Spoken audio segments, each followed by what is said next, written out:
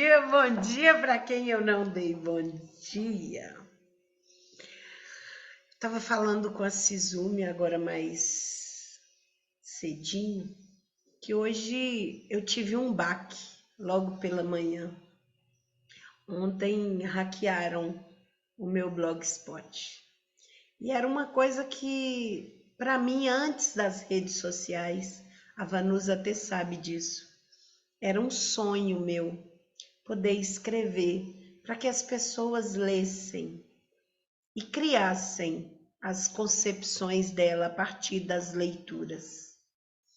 E eu já tinha alguns artigos publicados, já tinha um público até fiel, aí hackearam, mas estamos na luta aí para recuperar. Mas eu usei isso aqui hoje para mostrar para vocês. Sim, Tânia, ontem eu te passei o link, mas já estava hackeado. Mas eu vou publicar novamente, não se preocupe. E eu não sabia, porque eu não tinha conhecimento, mas eu tinha que ter muito mais segurança para manter o blog. Eu achei que, como não era uma coisa monetizável, como não é uma coisa tão importante para os outros, para mim sim. Talvez para os outros eu acreditei, mas não era. E aí eu me inspirei em falar isso, porque às vezes é tanta decepção que a gente tem na vida, que a gente vai criando certos medos, criando insegurança.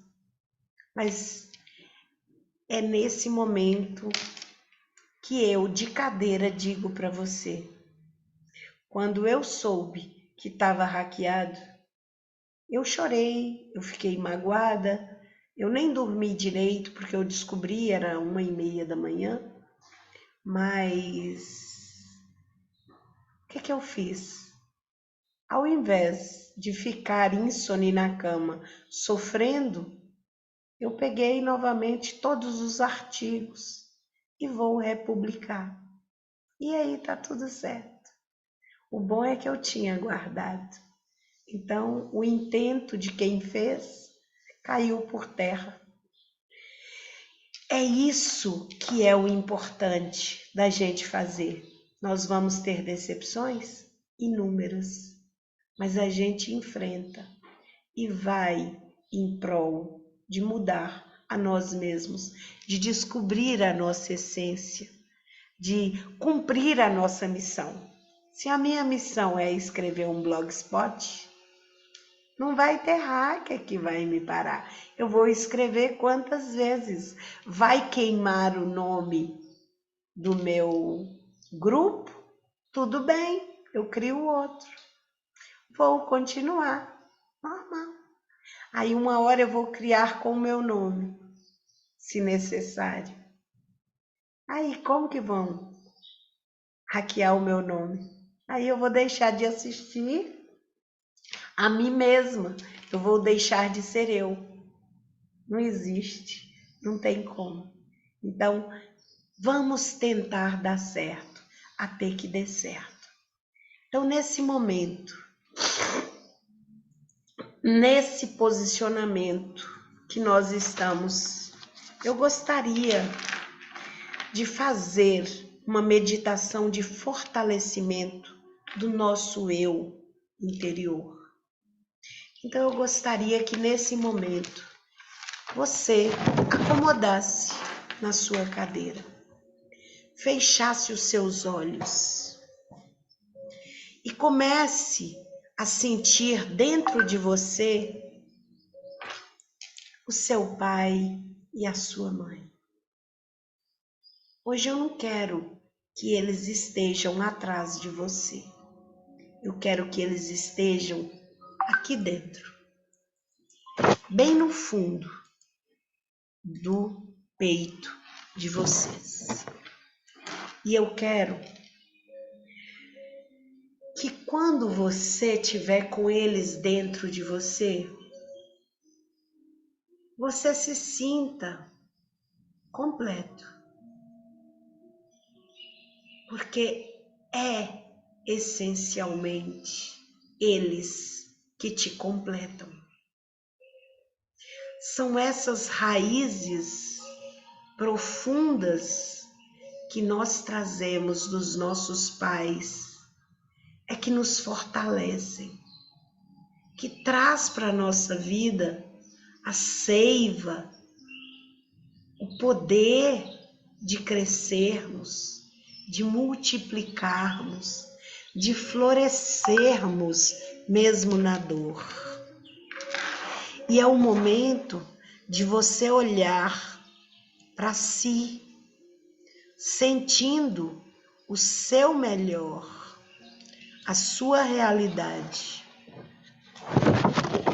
E eu gostaria que você olhasse para o seu pai e para a sua mãe. Quantas coisas eles passaram, quantas decepções. Mas não foi por obrigação ou por vontade própria. Foi por livre e espontânea pressão. Isso mesmo. Para que você estivesse aqui hoje, muita água rolou debaixo da ponte. E o que a gente não compreende é que antes de alguém ser pai e ser mãe, ele primeiramente foi gente, foi homem, foi mulher, ele namorou, ele apaixonou, ele sofreu, ou ela sofreu, sabe-se lá o que passou. Mas nós somos tão egoístas que a gente só olha para o pai e para a mãe nessa função. E se esquece que lá dentro eles tiveram dores, tiveram ressentimentos, tiveram mágoas. Mas a gente só quer encontrar um culpado, encontrar uma justificativa plausível para dizer: você tem culpa de hoje eu estar assim, de eu ser assim. Mas Deus nos deu o poder do livre-arbítrio. Então você não precisa ser assim. Você não precisa continuar assim. Você não precisa estar assim. Você pode se fortalecer. Você pode se reencontrar. Não importa qual dos seus pais está à frente ou mais atrás. Não importa o que eles fizeram de bom ou de ruim. Porque deles você tomou o melhor, o presente perfeito.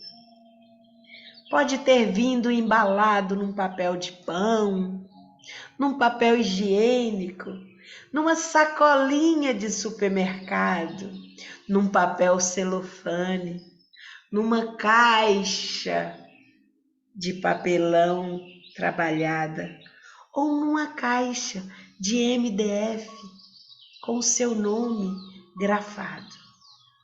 Não importa. O importante é que ela veio e está aí, em você, com você. Então traga para dentro de você hoje os seus genitores, os seus pais, e agregue eles dentro de você. Aceite eles dentro de você. da forma como eles são, do jeito deles. Simplesmente receba deles a permissão e a bênção para você ser, para você fazer a diferença, criar um legado diferente, se permitir ser feliz, alterar e transmutar os seus desejos. Deixe que essa força desse pai e dessa mãe flua em todo o seu corpo, redignificando e reeditando todos os seus telômeros, toda a fita do DNA, ocupando todas as células do seu corpo, de forma a compreender a importância dessa abundância e dessa prosperidade materna e paterna. E nesse momento, você vai sentindo, a partir do seu coração, que começa uma luz irradiando, irradiando, irradiando e trazendo força para a sua vida.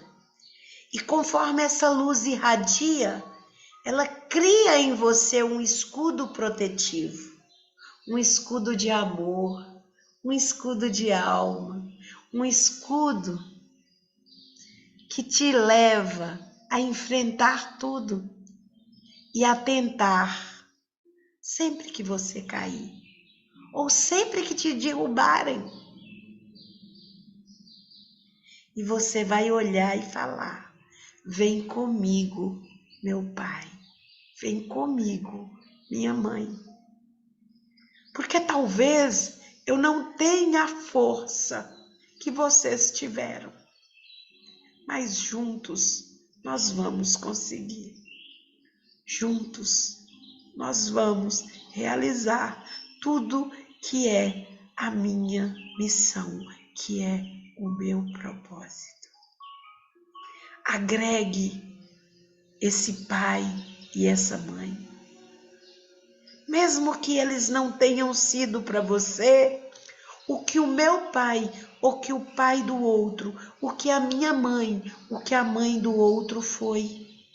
Mesmo sendo um genitor para você, ele foi importante. Porque um genitor e uma genitora, em algum momento, também foi mãe. Talvez no curso ela se perdeu e esqueceu como ser mãe. Mas ela tem a certeza que um dia, em algum momento, bem lá no fundinho, ela foi a sua mãe, ele foi o seu pai. E nessa sensação de poder que você agora recebe do seu pai, da sua mãe, do seu genitor ou da sua genitora, não importa onde eles estão, essa força está aí dentro de você. E você vai nessa sensação de paz, nessa sensação de poder, nessa sensação de bênção que você tem, vai se permitindo ser. Porque quando você é, você tem. Quando acontece o ser, você se encontra no ter. Você nunca vai ter para ser, porque o vazio vai continuar. Mas se você ser, de alguma forma, você terá. Nem que seja você mesmo, mas você é. Então, eu conclamo a você nesse momento. Seja você. Seja feliz por você. Viva por você.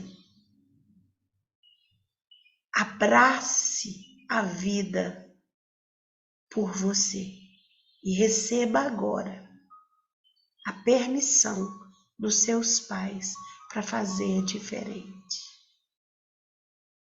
Inspirando e expirando, sentindo o sorriso e a alegria seu e dos seus pais. Nessa sensação de força, de paz e plenitude.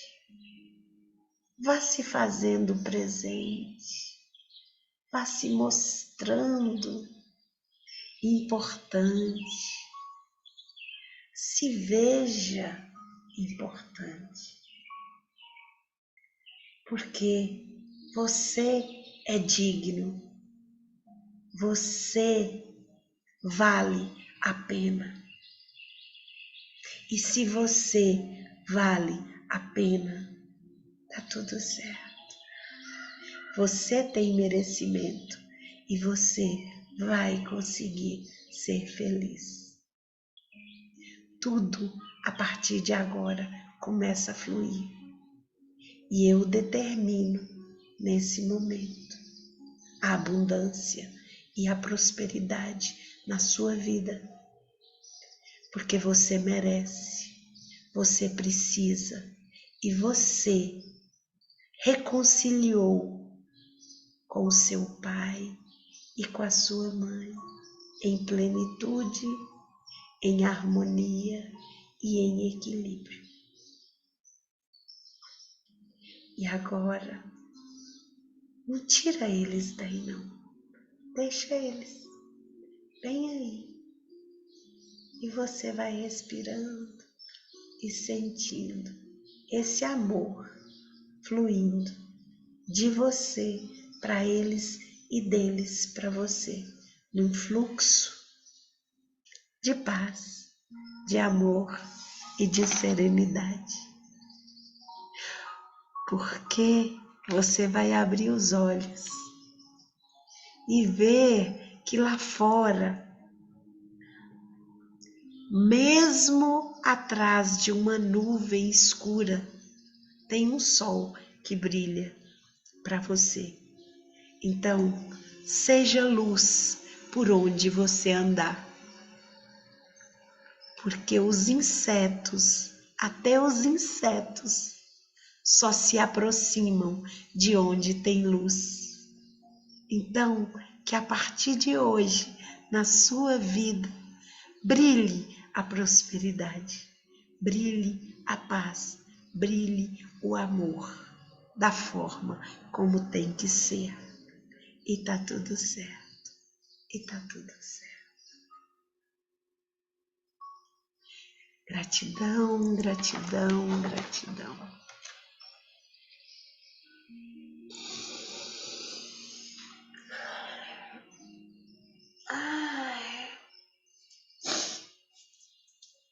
Eu não entendo porque as pessoas falam que não gosta de meditar. Eu amo.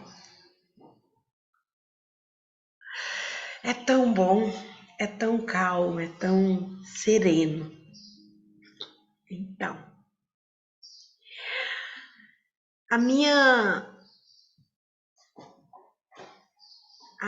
tese da psicanálise, que eu formei agora em agosto. Formei ainda não, vou formar em agosto, mas defendi agora em julho. Foi exatamente esse tema que eu trago hoje para vocês. Algumas das minhas alunas já sabem, porque elas são parte integrante desse trabalho que eu fiz. E são uma parte muito importante. E eu escolhi porque eu acho que é algo que tem a ver com o sistêmico.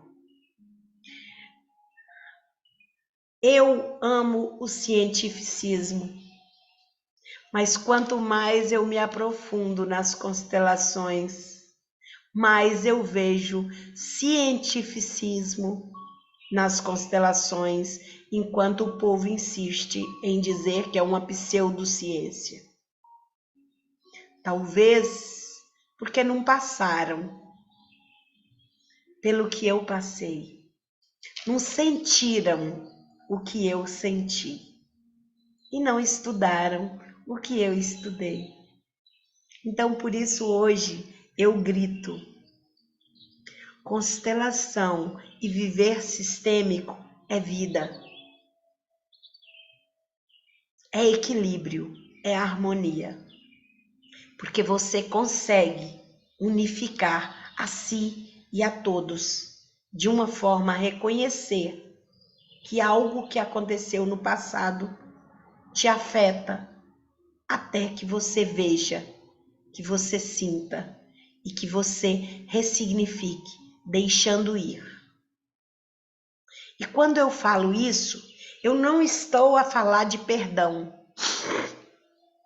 Às vezes, quando a gente fala de perdão, é como se a gente tivesse uma prepotência acima do normal. Ah, eu te perdoo porque eu sou melhor.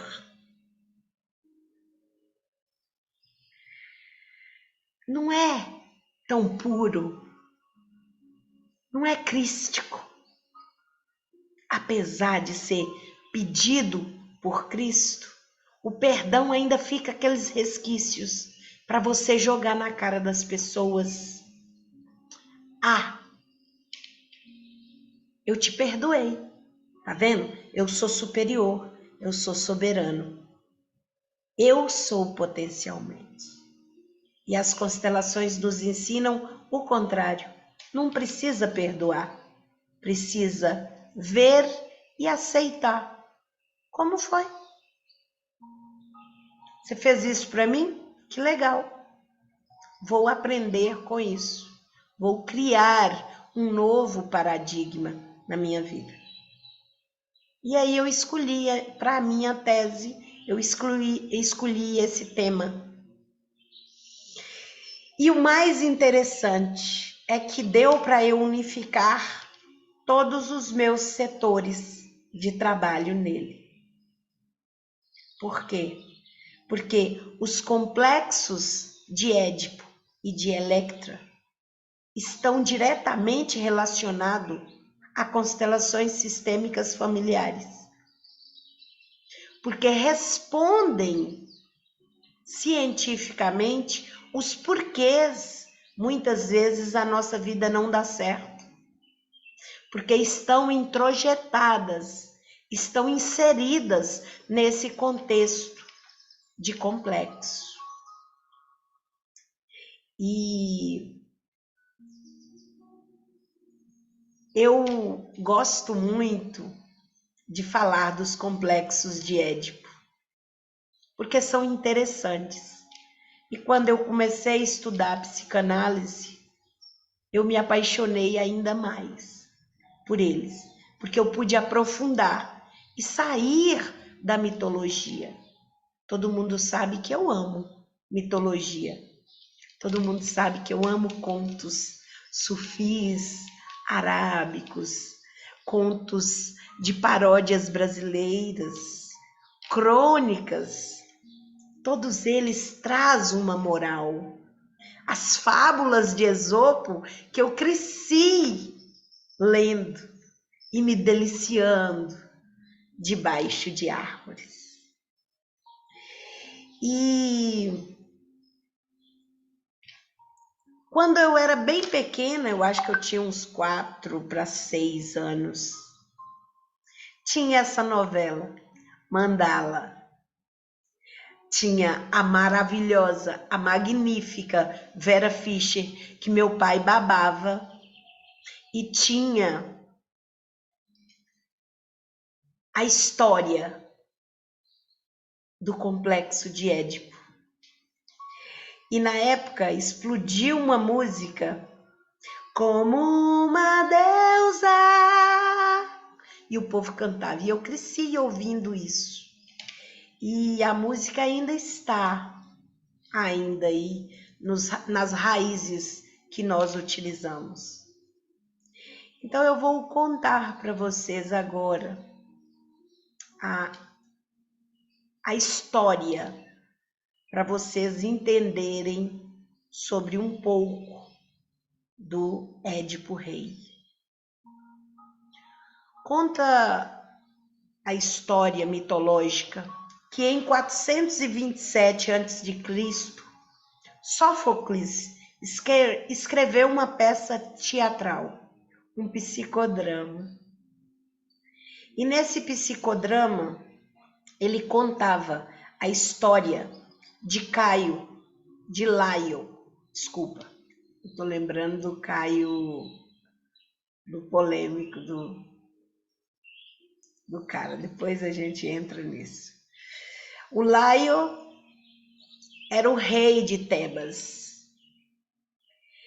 e ele tinha a mulher mais linda e mais perfeita de todo o reino.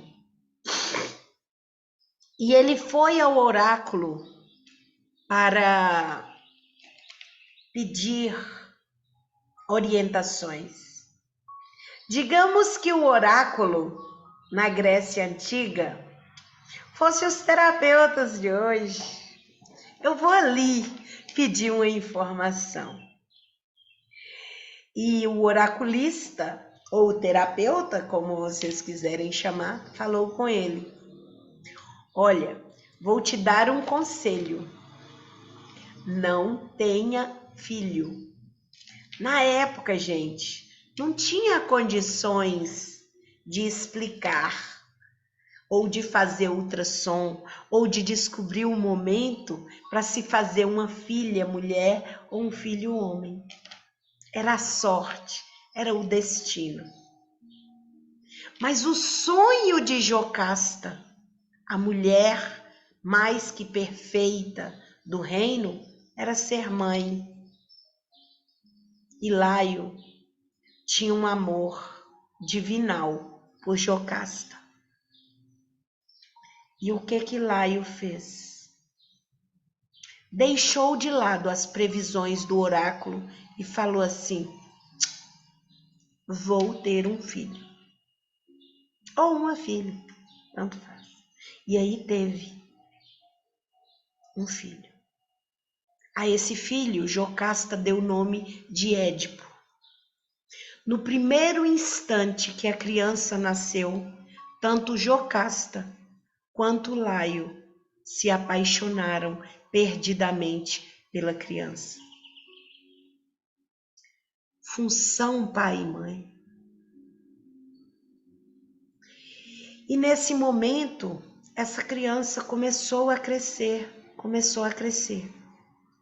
E o burburinho em Tebas era muito grande, porque todo mundo amava o rei Laio. E as pessoas diziam: será se o rei não se conscientiza? Será se o rei não entende que essa criança irá matá-lo?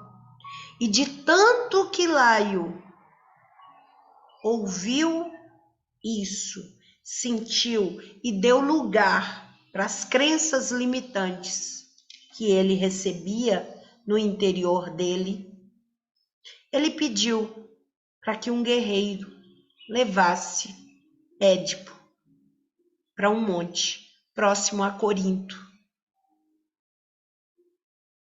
e deixasse a criança amarrada em uma árvore para morrer, ou, se tivesse coragem, matasse a criança. O guerreiro não teve coragem e o guerreiro amarrou Édipo pelos pés e de pendurou numa árvore. E passando por ali, um pastor de ovelhas viu aquela criança ainda pequena, chorando, com fome e desidratada pelo sol de Corintos. E pegou a criança e levou para casa. Começou a cuidar e tratar da criança. E qual não foi a surpresa que um rei se encantou com a criança e adotou. como se dele fosse.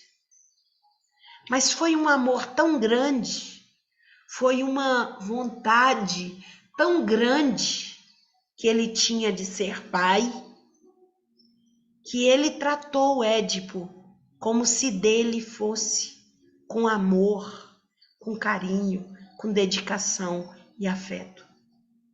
E o jovem Édipo cresceu, fluiu, se tornou o homem sonhado que o rei desejava.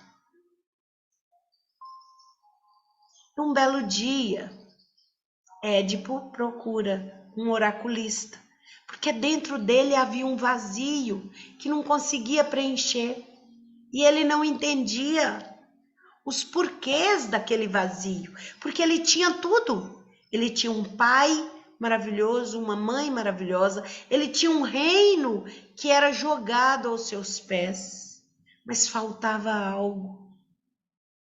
Uma peça não se encaixava no quebra-cabeça. E ele queria, porque queria que o oráculo fizesse uma constelação sistêmica, para ele descobrir aonde que estava o segredo. Mas o oráculo falou: nananina, não vou. Você só tem que saber uma coisa. Você irá matar o seu pai e irá desposar a sua mãe. Desposar nessa época era casamento. Isso deu um nó na cabeça de Édipo. Você tá louco? Como oráculo que eu vou fazer isso? Eu amo meu pai, ele é tudo para mim. Eu não consigo me ver vivendo sem ele. E eu não consigo nutrir nenhum outro sentimento pela minha mãe que não seja maternal. E aí, o que aconteceu?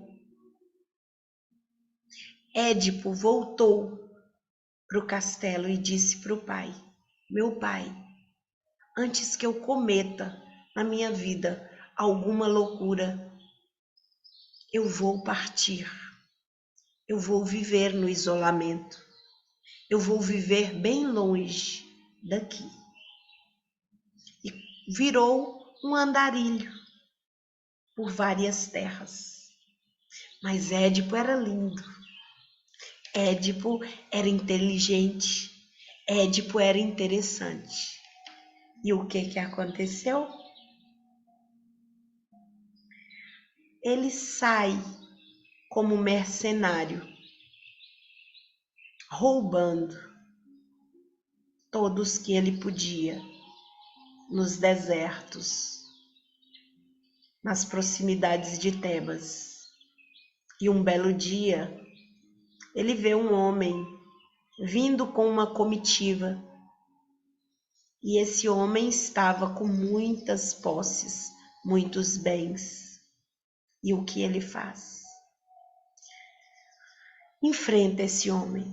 E o homem diz: você só leva as minhas coisas se você passar por cima de mim, se você me matar. Édipo não pensou duas vezes. Golpeou o homem. E depois que ele golpeou o homem, ele descobriu que aquele era o rei de Tebas. Infeliz pelo que ele fez e sem saber que aquele era o seu pai, o que aconteceu? Ele volta para Tebas e enfrenta a esfinge. E a esfinge fala: você só entra aqui em Tebas se você me decifrar, se você decifrar o meu enigma. E aí ela conta para ele um enigma. E ele traduz o enigma. E o enigma era a vida, era o tempo, era o homem. Eu poderia contar para vocês o enigma, mas perderia a graça. Eu queria que vocês lessem o enigma. E Édipo descobriu que a resposta para esse enigma era o homem. E que também estava ligado ao tempo, de manhã, de tarde e à noite. Ou ontem, hoje e o futuro. E quando vocês lerem, vocês vão entender.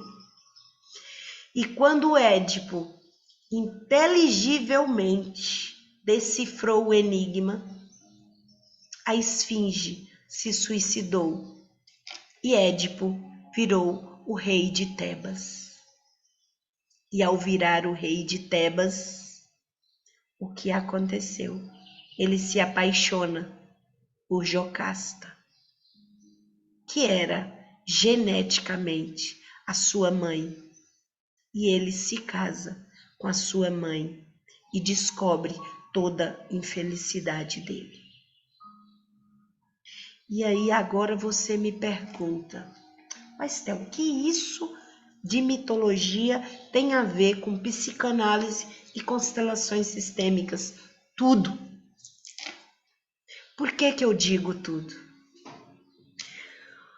Porque quando Freud, em 1910, ele escreveu o livro A Descoberta dos Sonhos, explicando por que a gente sonha, o que tem no nosso subconsciente, no nosso inconsciente, o que a gente esconde da gente mesmo, ele cita o complexo de Édipo e explica os porquês desse complexo, não apenas no âmbito da história, mas no âmbito psicanalítico. Quando a criança, seja menina ou menino, ela nasce, ela tem na mãe, tinha, né? Hoje pode ter outras versões, mas tinha na época o primeiro ver da mãe. Era o primeiro contato, é o primeiro cheiro que ele tinha, era o primeiro nutrir que ele tinha.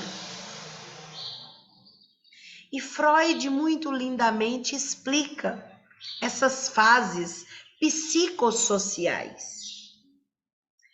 E essas fases são muito importantes, elas são tão importantes que quem fez e estudou pedagogia sabe, porque estudou Vygotsky, estudou Lacan, estudou Paulo Coelho, estudou Edgar Morin. Ai, que lindo! E você lembra das fases que nós temos. E Freud desenha essas fases muito bem elaboradas para que a gente consiga entender. Então, quando a criança vai ao seio, ela tem a libido dela aflorada. E a mãe também se sente com a libido aflorada. Nossa, Esther, que é isso que você está falando? Sim, isso mesmo. O complexo de Édipo está diretamente ligado ao incesto e o deglutir no peito da mãe e o fluir do leite é a liberação de libido. Por isso que muitas vezes a mulher sente um prazer fora do comum em amamentar. Mas não é um desejo que a gente tem sexual, gente. Não é isso. Não quer dizer que ela nutre isso. Não. É libido, é id. É a pulsão que a gente tem do prazer. Porque a vida, tudo na vida é prazer. Quando você come um chocolate, é prazer. Quando você chupa um sorvete, é prazer. Quando você bebe água que está com sede, ou com a boca seca, é prazer. Tudo é prazer. E a criança, ela cresce gostando daquilo. Tanto que por ela não se afasta do peito. Ela não se afasta da mãe, porque ela cria isso com ela. E ela nutre aquele amor. Mas conforme ela vai desenvolvendo as fases psicossociais dela, ela chega nas descobertas. Ela chega no que Freud fala, as fases fálicas, que elas começam a descobrir o corpo, descobrir o sexo. Não o sexo, essa prosopopeia que criam hoje de sexo fácil, da confusão, não. A criança começa a se descobrir, ela começa a conhecer o seu corpo. E quando eu falo com vocês, descubra a si mesmo, vocês agora vão entender, porque muitas vezes a gente tem medo de conhecer a gente, seja interior ou exterior. Porque quando você chega na fase fálica, que você começa a se tocar, que você começa a sentir, que você começa o desenvolvimento sexual seu, chega alguém e te bate, chega alguém e te reclama, chega alguém e briga com você, te repreende, falando que absurdo menino, que absurdo menina.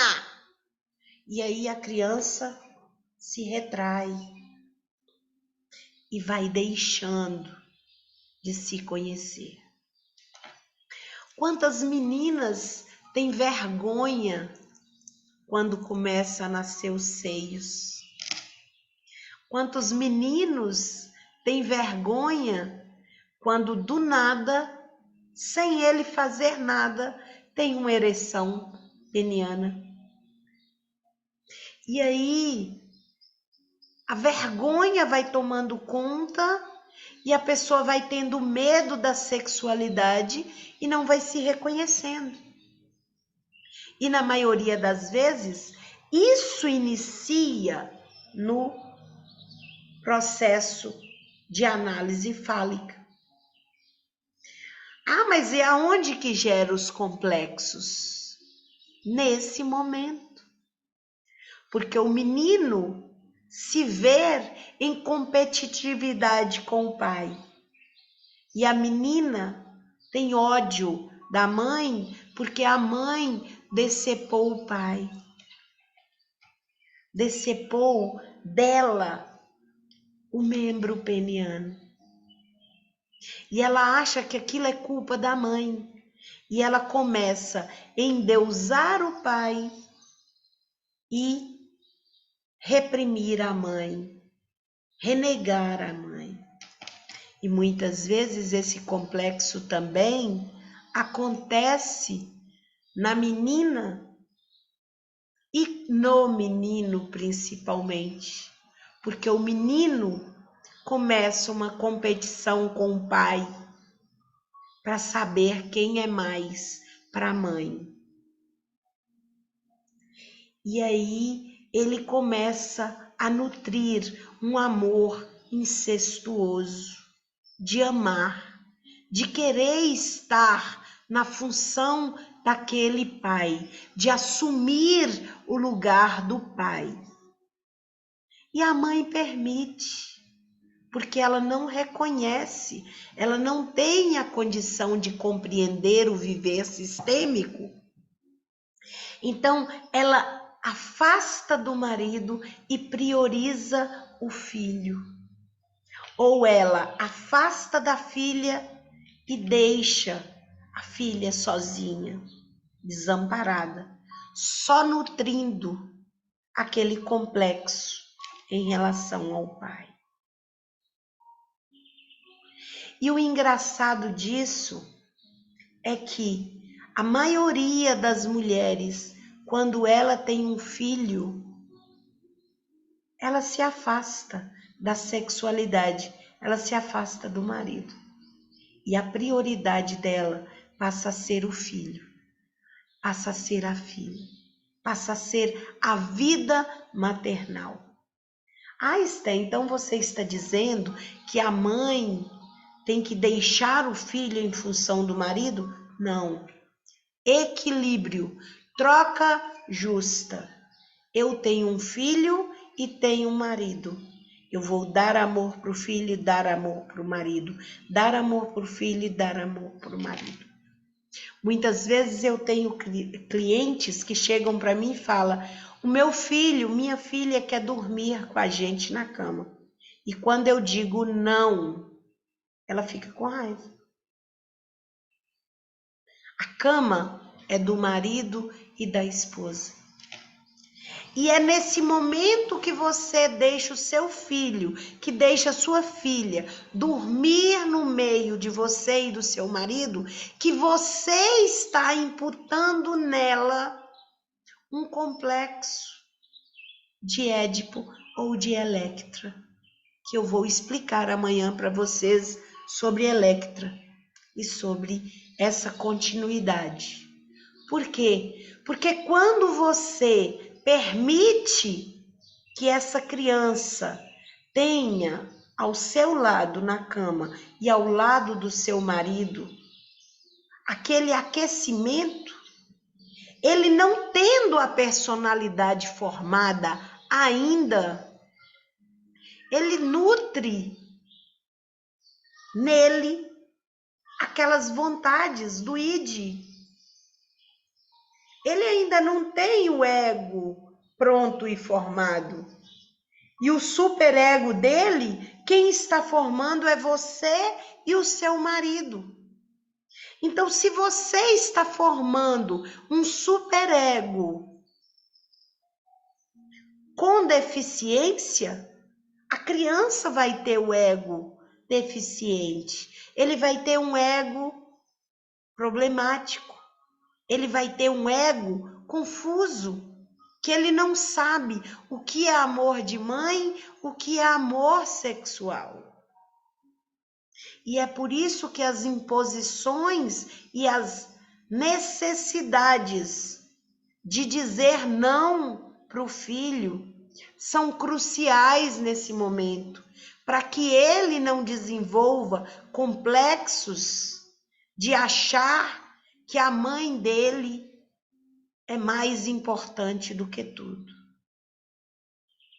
Há tantos problemas hoje de feminicídio, há tantos problemas de conflitos homossexuais, e aqui eu não estou preconceitualizando o homossexualismo, eu aceito o homossexualismo desde que a pessoa tenha consciência e ela saiba que sua personalidade é aquela, é o que eu quero, é o que eu preciso, é a minha vontade.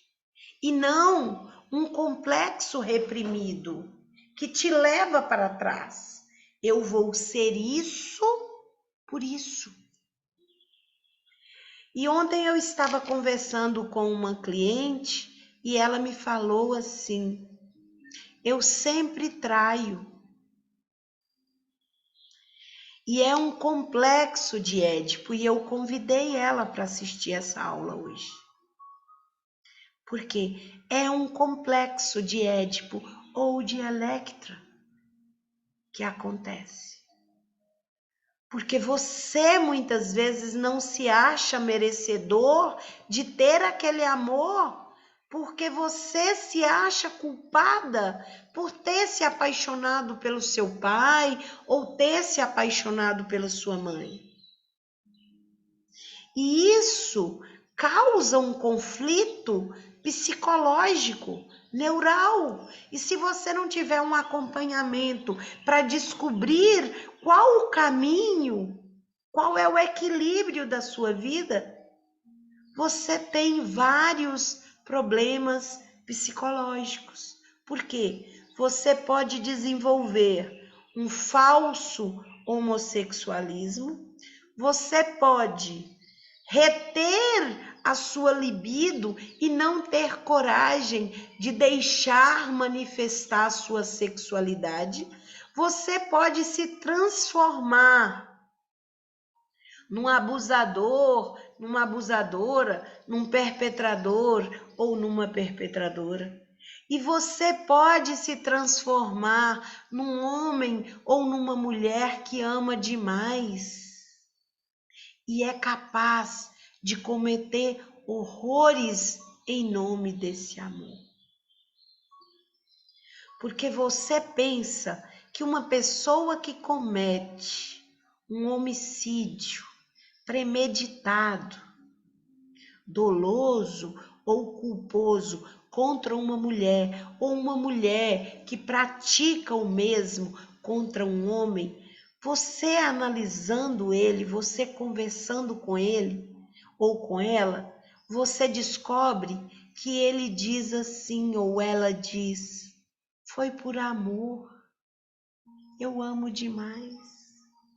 É um amor que eu não consigo expressar e eu tive que acabar com isso. Por isso que muitos que não cometem suicídio e vão para o sistema prisional, eles acabam suicidando ou virando psicóticos. Porque ele não consegue entender aquele conflito que está nele, aquela dualidade que está nele. É o famoso, quem ama não mata, quem ama não bate. Pra gente que é normal, que não tem neurose e nem psicose. Mas a pessoa que desenvolve determinada neurose ou determinada psicose doentia, ela se acha normal. Eu bati na minha esposa porque eu tive ciúmes dela. Isso é amor. Eu amo ela muito. Hã? Isso é amor? Quem te ensinou isso? Muitas vezes via o pai bater na mãe. Muitas vezes via a mãe apanhar de outros. Muitas vezes via a mãe vender o corpo em prol de obter o básico, o necessário. E vai criando esses complexos que precisam ser revistos, que precisam ser tratados. A gente vê na mídia tanto casos de jovens, de idosos, que têm a pedofilia em si. É necessário um tratamento, isso é doença. Não é execrando a pessoa do nível social, tirando ela do convívio, que você vai libertar ela da doença. Quando ela voltar, ela continua.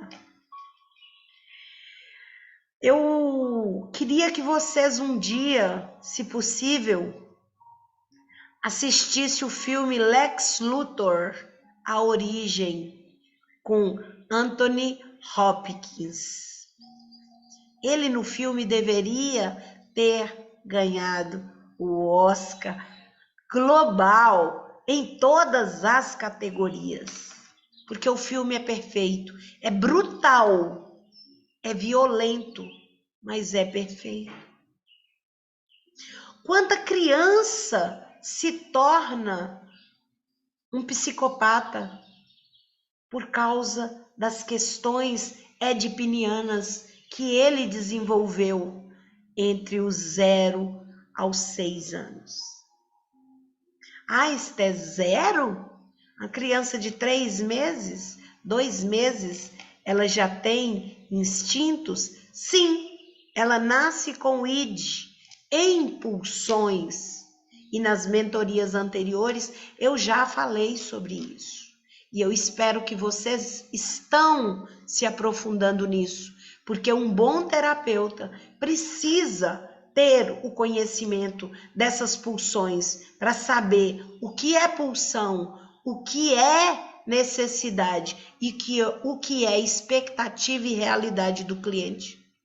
Porque muitas vezes nem o cliente sabe o que ele quer. Aí eu tô sentindo, lembra de Édipo? Tô sentindo um vazio aqui, uma coisa ruim, uma tristeza, eu dou uma depressão. Eu nem preciso ter depressão. Outro dia, uma senhora me chamou no WhatsApp. Falou assim, eu tenho dinheiro, eu tenho paz, eu tenho liberdade, eu tenho os filhos que me amam, mas eu tenho depressão. Eu não consigo, nada tem validade para mim, eu não consigo ter felicidade, eu não consigo viver. Falei, quais são os seus planos? Ela, eu não tenho plano. Falei, qual que é o seu sonho? Também não tenho. Falei, quais que eram? Ela, não, eu nunca tive, eu vou vivendo por viver. Na base do Zeca Pagodinho, deixa a vida me levar e a onda vai encaminhando a vida dela.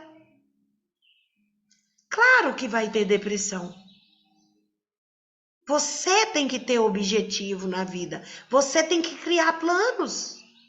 Ah, daqui 3 meses eu quero estar fazendo isso, quero ir, quero viajar, quero mudar minha vida. Outro dia eu fiz uma live e a Vicky, que é nossa colega, falou que quando os filhos saíram de casa, ela perdeu um pouco o sentido, porque ela vivia a funcionalidade de mãe full time, dia e noite. E quando o filho desagrega e vai embora, a funcionalidade acaba. E como diz o padre Fábio de Mello, quando você não se acha útil, quando você não se acha produtivo e quando você não se acha sonhador, todos os complexos, todas as doenças que você tinha escondido no seu inconsciente começam a brotar. Às vezes, porque a mente quer que você sacode a poeira, dá a volta por cima. Outras vezes, porque você mesmo quer se vitimizar, quer se sentir o coitadinho, a coitadinha. E nesse momento, eu fico por aqui. E só te peço o seguinte: você já avaliou na sua vida a importância que você tem para você e o que você causa de vitimismo em você mesmo com o intuito de ter benefícios próprios? Quantas vezes você se vitimiza para aflorar em você os complexos de Édipo e de Electra? Amanhã eu vou contar para vocês a história de Electra. Mas tem 2 filmes de Electra que eu gostaria que vocês vissem, assistissem. Um é um cult clássico, preto e branco. Ele é anterior à minha vida. Ele foi produzido em 1962. É um preto e branco clássico que chama Electra. Ele está disponível no YouTube. Quem quiser, só me pedir que eu dou o link. Então é Electra, a Vingadora, 1962. E tem o atual, com Electra sensualizada, top de linha, plastificada, literalmente, porque a roupa dela é um vinil num vermelho perfeito, então eu falo que é plastificada, literalmente, porque ela tá totalmente bombada. Mas Foi uma repaginação que a Marvel fez com o filme. Então assistam o filme para amanhã vocês começarem a entender um pouco mais sobre essas situações. E eu gostaria que ao assistir o filme você colocasse no papel quais são as suas características em relação a Electra. O que se assemelha à sua vida com relação a Electra, em relação a Édipo, em relação a Jocasta, em relação a Laio. Anote para que a gente possa trabalhar isso, para que você possa ver como que isso é fácil de analisar. Porque quando você descobrir que você desenvolveu algum complexo desse, você vai compreender se hoje você está vou colocar, Celeste, se você está na função criança ou na função adulto. O que tem sido para você aceitar esses posicionamentos? Será se a sua briga, será se a sua rixa, será se o seu ranço com o seu pai ou com a sua mãe, com o seu genitor ou com sua genitora, não tem embasamento nesse complexo que ficou ferido e clivado lá na sua infância? Faça essa reflexão com você. Por que ainda falta sucesso na sua vida? Será se você ainda não está querendo ser a filhinha da mamãe, a filhinha do papai, ou o filhinho da mamãe, ou o filhinho do papai? Será se você não está tentando ser a filha do seu marido, ou tentando ser a mãe para o seu marido, ou se ele não está condicionando a necessidade de continuar de forma plena a mãe, ou transmutar o amor que ele queria que a mãe tivesse por ele em você? Olha quanto conflito que isso pode gerar, e nós vamos falar nos próximos dias. Que isso é pano para manga de gigante. Eu estou dando pincelada de um artigo de 32 páginas. Então, por isso que você precisa estar com você para descobrir quais são verdadeiramente os complexos que te afetam. Ah, Esté, eu não tenho esse amor por meu pai. Será? Não é só amor de desejo, de vontade, mas aquele amor além do normal, além de pai e filha, que não está interligado ou está interligado à sexualidade. Quando a gente fala de Freud e de Carl Jung, nós estamos falando de sexualidade, mesmo que ela não é implícita. E quando eu falo de sexualidade, eu não estou falando de ato sexual. Eu estou falando da sexualidade, da libido que nós carregamos no nosso id e que muitas vezes é reprimida pelo nosso superego, e o ego fica tão confuso que ele fica assim, não sei se eu vou ou não sei se eu fico. Mas agora eu sei, agora eu fico. É o momento de eu deixar vocês. Amanhã a gente continua. Se vocês